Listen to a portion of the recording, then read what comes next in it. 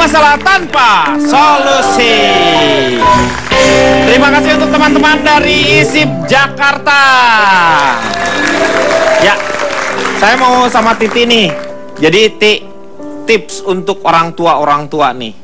Gimana nih supaya anaknya jadi artis tetap bisa tercapai, pendidikannya juga dapat tercapai, gimana caranya? Tetap menerapkan disiplin, itu yang penting ya. Karena disiplin itu perlu, baik untuk pendidikan maupun untuk jadi artis, ya kan? Supaya mereka juga bisa berhasil di kedua-duanya. Oh gitu. Jadi yang paling penting adalah yang dasarnya adalah disiplin ya. Disiplin. Ditanamkan oleh orang tua supaya dia berhasil dalam pendidikan juga berhasil, dalam keartisannya juga dia berhasil. Iya betul. Iya. Kalau Mas Ferry, apa yang mau dipesankan untuk orang tua nih? Kalau saya selalu mengedepankan bahwa untuk anak-anak itu kita tidak boleh memaksakan kehendak orang tua. Itu yang pertama, karena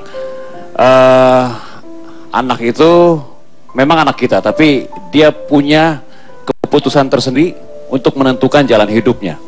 Jadi jangan paksakan kehendak orang tua kepada anak. Itu. Jadi biarkan anak berkembang. Seperti itu ya. Iya, dan sebetulnya saya setuju sebetulnya dari kata Pak Ronald itu. Iya. Bahwa hak-hak anak itu harus dipenuhi. Tapi ada satu pertanyaan besar juga untuk kita semua.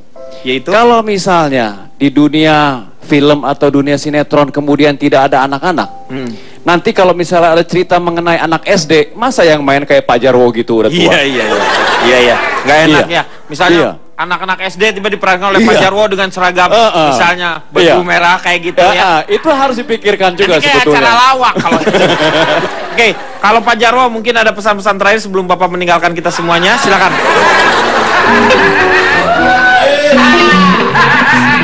Saya itu sangat menjunjung tinggi profesionalisme, Pak. Di dalam azas profesionalisme itu terdapat azas pembagian tugas. Nah, supaya pembagian tugas itu berjalan dengan baik, saya persilakan Calon Tong untuk menjawabnya. Silakan. Oke, Calon Tong. Calon Tong mungkin ada pesan-pesan untuk Pak Jarwo, silakan.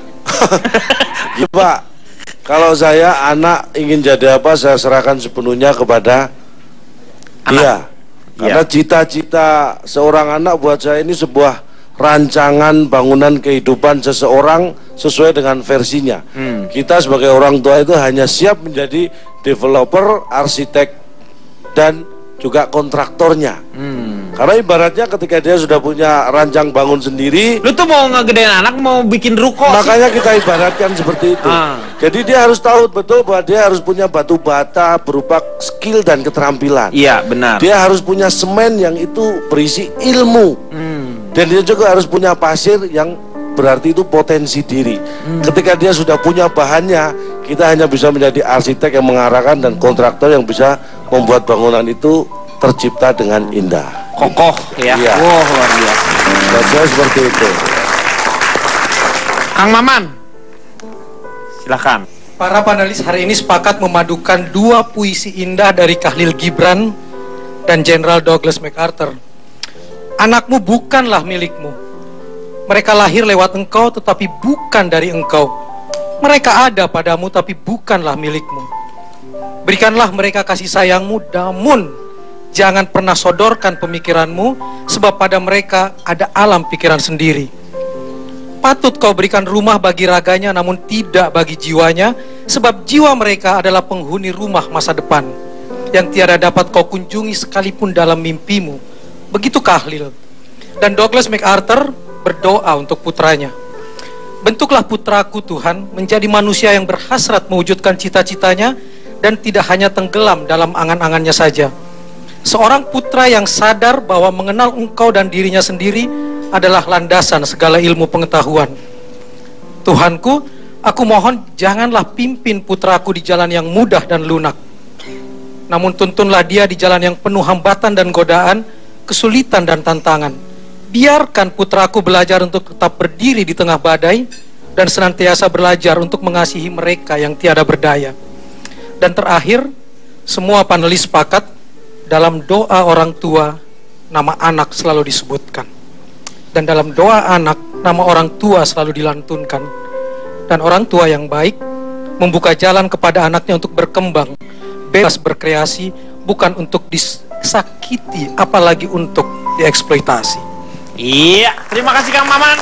Moga-moga malam hari ini banyak manfaat yang kita dapat. Saksikan terus ILK setiap hari Senin dan hari Selasa jam 20.30 hanya di Trans 7. Sekarang waktunya Brandon Salim. Come on!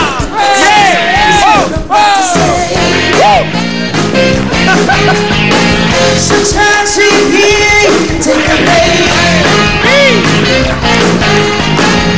I'm on a balloon up to the sky. With the air like I don't care, baby, by the way.